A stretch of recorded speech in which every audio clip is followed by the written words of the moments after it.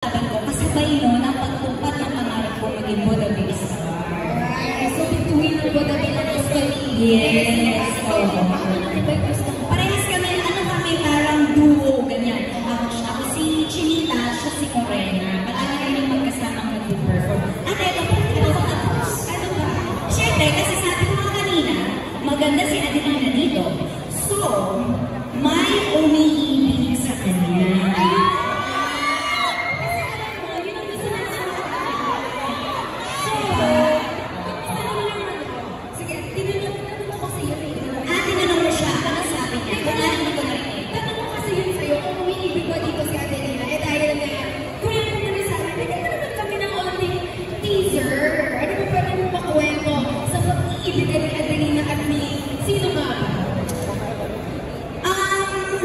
Si Adelina kasi, nagkaroon siya ng first love.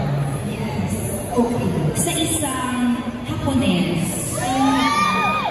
Na kanyang kababata. Oo.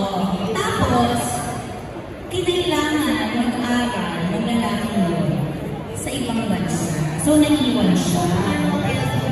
Pero eto na.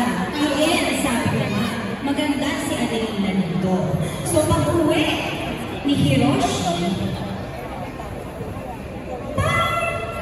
pero mahal niya din ako.